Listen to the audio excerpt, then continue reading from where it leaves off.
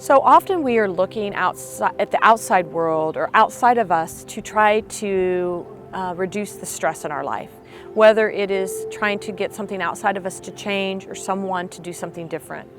In the clinical setting, this can be varied. It can be wishing that a client or a patient was doing better with the treatment that we're giving them, worrying about staffing issues. Perhaps it's the stress of just emergency calls and back-to-back calls that we have to do in our EMS world. There can be a myriad of things. It could be coworker issues. It could be maybe some stress or tension with our boss. It could be policy work. So you can see in healthcare, we are not at a loss for stresses that are happening outside of us. The solution, however, often can come from inside of us. Not saying that some of those external things don't still need to be worked on and completed, but we want to start managing it from inside of us so that we are not impacted so negatively from the stress that we're under. So I like to give an example that everything is subjective, right? And we all have our perspective. I like the example of a roller coaster. So when I speak to groups and I say, who in the room loves a roller coaster? I'll get about half of the room raising their hand high, and I would be one of them, thinking that is so much fun. And half of the room that is the most horrible thing. I'd never get on one. They're awful. And my point is that the roller coaster ride itself is exactly the same, no matter which two people get on it, the one who loves it, the one who doesn't. The same speed, the same curves, the same hills, all of it's the same.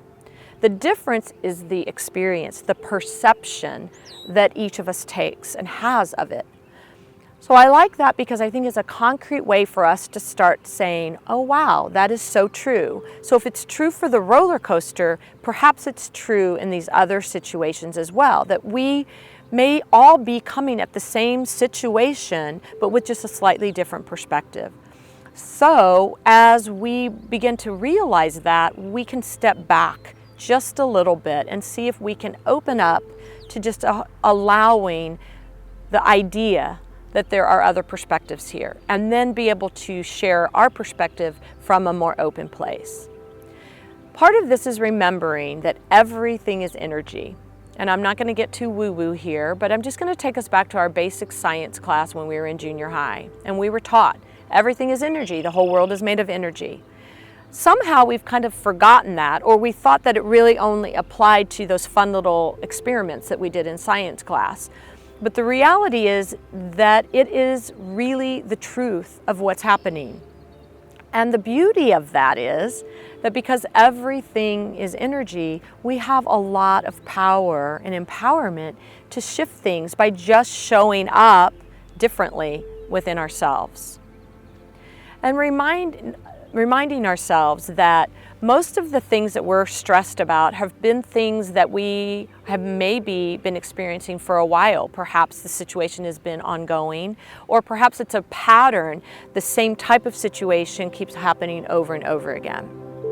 So I invite you to consider the fact that we often try to solve these issues with our mind, with thinking, with planning, with trying to convince someone else to do something different or to see things our way. All of that coming kind of more from this mind. And so just pondering, throwing this out there for you to consider the fact that we're all very smart people. If this was a job that the mind was really able to solve, it probably would have by now for most of us. So just keeping that in mind, along with the idea that everything is energy, let's see if we can come up with some additional practices that we can add into our life that might help us to respond in a different way to stress, to interact with those other individuals involved in the situation, whether it be a patient, a family member, our boss, a visitor, the public at large. Perhaps you're responding to an emergency and you're dealing with the public as well. So we want to start to find these ways that we can start to shift things from within us, because we can't control any of these external things. But what we can do is work within ourselves and begin to work with our own perceptions and our own response to people. So a couple practices I want to share with you first are breath. We have other videos that go deeply into the breath work, and you're welcome to check those out as well. But just reminding us to take a breath, literally. When you're feeling stressed, if you can start to come into that belly and breathe from low down at your belly, it's going to allow that stress response to start to slow down. So anytime that you're kind of charged up about something or feeling overwhelmed, feeling stressed, or perhaps even angry or sad or scared, that stress response is playing a role. So if we can just begin to allow it to settle, we're going to allow the mind to come into a big picture thinking versus a tunnel vision, just immediate problem solving. And maybe we can allow some other insights to show up. So drop into your breath, take a pause. It can literally be one breath before you respond. That allows you just to settle in a little bit before you respond. So come into your breath and allow that to help you to come at the situation from a less stress response position. Second is to start practicing in your own life, cultivating some presence, stillness, call it meditation, prayer, any of those things, but where you're literally cultivating and carving out time for yourself to just be, where you're not trying to take care of someone, you're not being paged and called on, you're not serving someone else, but that you are just silent and quiet and still, just even for 3 minutes a day will make a difference. If you can go longer, build up to it, that's great. I say one of the best uses of our technology, our iPhone or smartphone, is the timer. So get the timer out, set it for 1 minute, 2 minutes, 3 minutes, and then just let yourself be still. Over time, create a broader practice. Perhaps you set aside a little corner at home. Perhaps your institution can come up with what we call a renewal room, where it's just a space where there's a comfortable space that people can go for a little quiet and silence when they're overwhelmed and stressed. There's lots of ways to start to cultivate this feeling of presence or silence. And if you have to do it in your off time, then start to cultivate it there so that your body is starting to come down out of that stress response, and you're going to be more likely to be able to handle that, whatever comes next, without as much elevation of those stress hormones. Third is connect to your body and listen. We had one of our videos where we talked about this specifically, how the body does hold on to the tissues of the body, hold on to stress. We know that we have chronic shoulder and neck issues, we have chronic back issues, because our body holds on to this tension.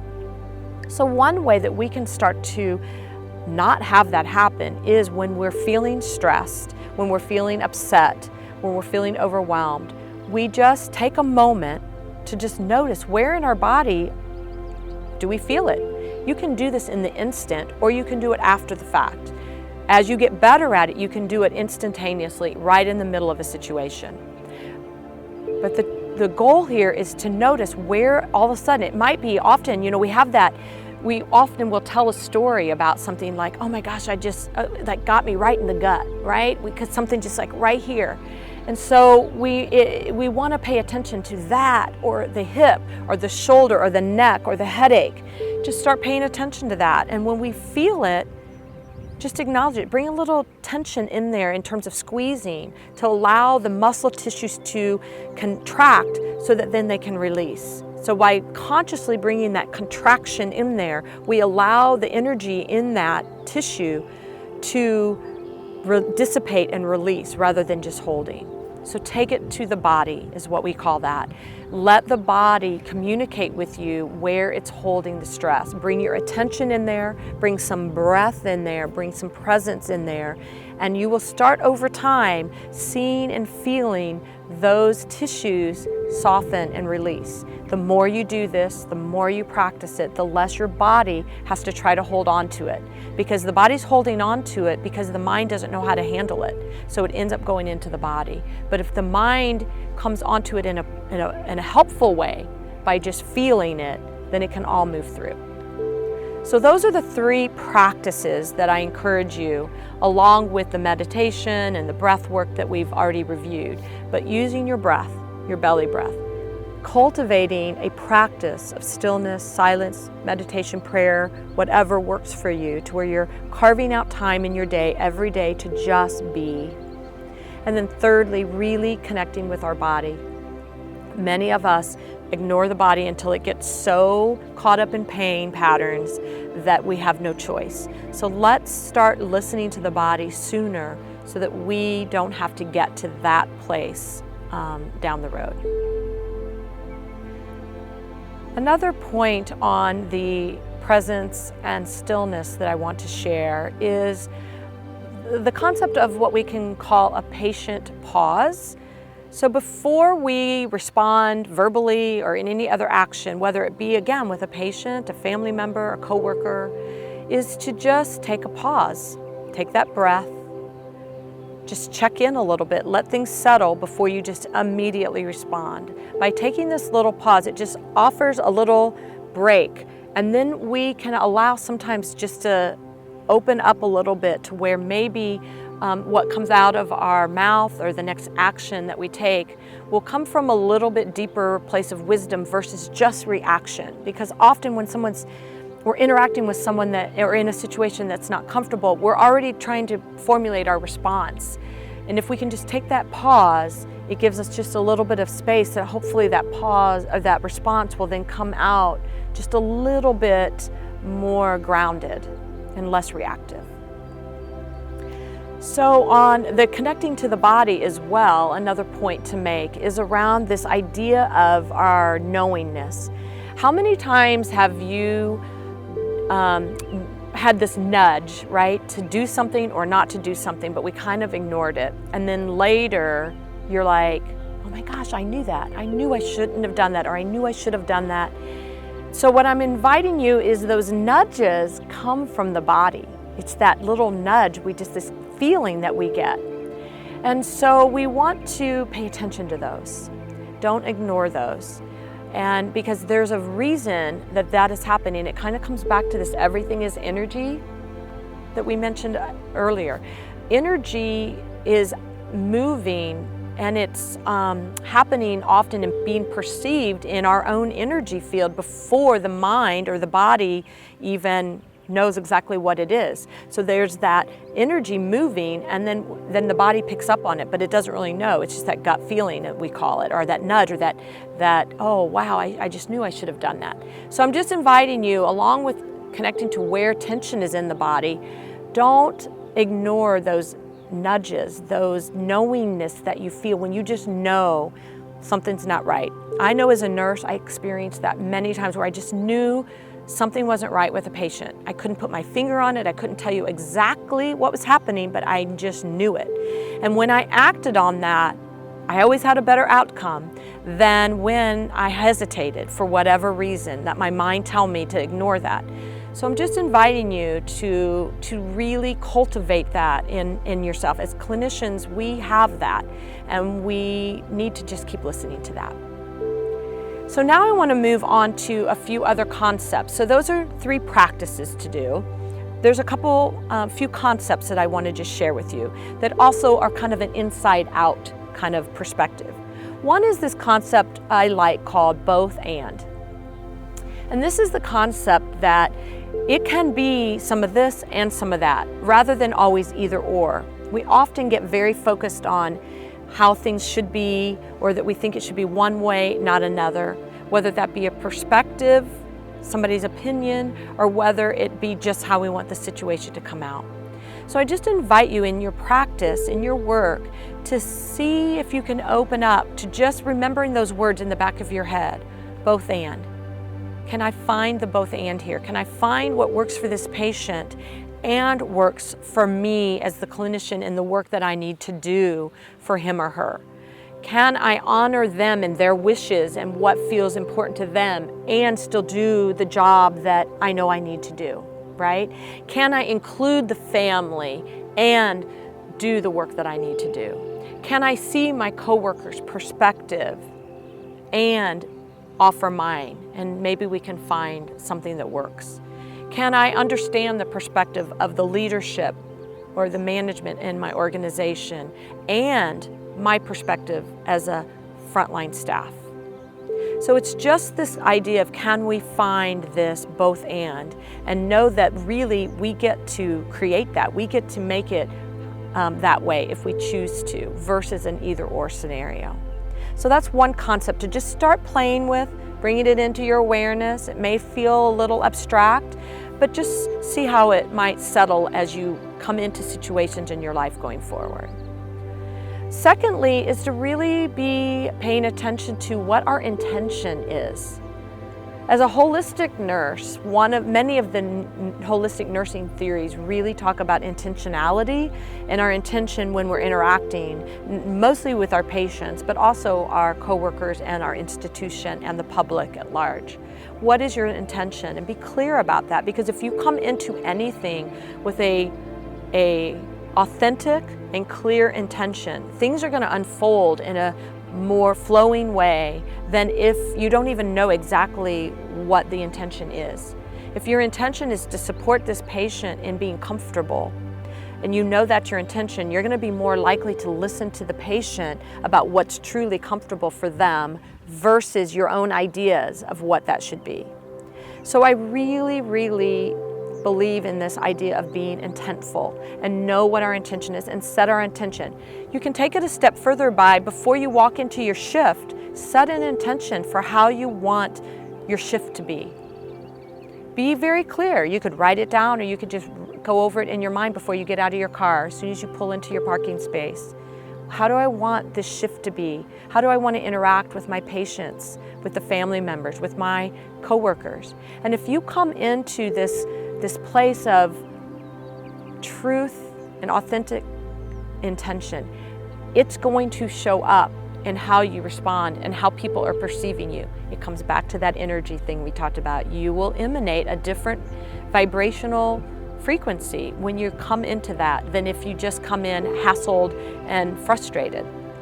So take a moment in whatever you're doing to set an intention and know what that is and be clear about that. And perhaps even inquire with others, what is our intention here? Perhaps in a meeting, especially one that might get a little heated or challenging, or with a patient, what is their intention for their health and their outcome? So it's just a concept to start bringing in more and more. A third concept is attention. So I'm asking you to start noticing where you're putting your attention. Are you focusing on the things that are not working, the things that are challenging and difficult, on the parts of your patient interaction that aren't going so well? Or are you focusing on the parts that are working, the way that you can bring caring, compassion, information, caring interaction with your patient?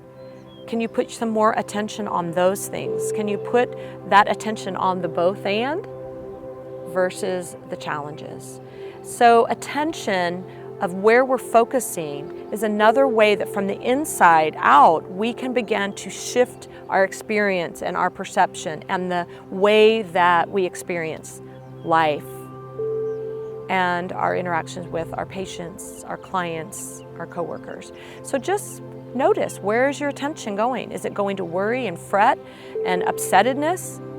And not to ignore those, gotta have those, but can we begin to also look at the other side of the coin and say, okay, yeah, those things aren't working, but what is it then that I do want? So combining that intention and attention a little bit. And lastly, we're here in this healthcare environment, right? The whole purpose of this is to care for people, to help people feel better, to help people come back into a sense of well-being, knowing that it doesn't always mean complete healing or curing in our mind in terms of medical diagnosis. Sometimes the healing is that they finally just allow themselves to open up and share what's really going on with them.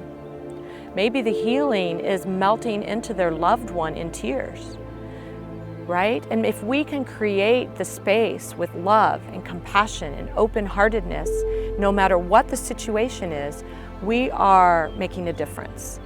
So we create this love and compassion first for ourselves. It has to start with you. So you have to come inside with your breath, with your presence, and cultivate that feeling of compassion and love within you. We have a video that I walk you through a meditation where we're really coming into that sense of that. So you might want to check that out. But really allowing that love and compassion for yourself, knowing that you are stepping forward into this work from an honorable place to help others. And when you come with that intention and allow that to really be present, your actions are going to serve. No matter what you do, no matter how on the outside it might appear, ultimately there is healing happening. So I just invite you to continue to come home to this loving, compassionate, healing self for yourself, and then bringing that forward in your actions. Asking yourself in a moment of tension, of stress, or after a long day where you come home and you are drained from all that you gave at work, can you find the compassion? Can you find the love for not only yourself, but for all those involved? And most importantly, when it's been a very stressful situation. Just finding some space to bring this healing intention, this compassion and caring that we are all meant to do, no matter what our job within this healthcare world is. An essence of compassion and love and caring has to be at the root of it. And so I invite you to really start cultivating, and notice if that's kind of been non-existent for you in your practice. It can happen to us as we become stressed out in our work. So just find ways to come back to that within your own heart. And by doing that and coming from that space, the stress cannot hold in the space of love and compassion. It just can't. There's no room for it, because those energies are so powerful. They are the most powerful. So if we can bring more love and compassion into any situation, the other things are going to dissipate. And I just invite you to practice with that and play with that, even if it feels challenging or like that just couldn't work, that it's too simple. As I said, our mind has been trying to figure a lot of these things out for a long time. So maybe it's time that we allow the mind to take a little back seat and we drop into ourselves a little deeper into this heart space and see what wisdom and knowing and tenderness can arrive at any of these situations. So I thank you for your time here in this discussion about how you can start to cultivate a less stressful existence from the inside. And when you do that from the inside, I promise you, the external situations are going to start changing without you even talking about them specifically. Just by showing up in yourself and in your interactions differently, you will see a shift. Thank you.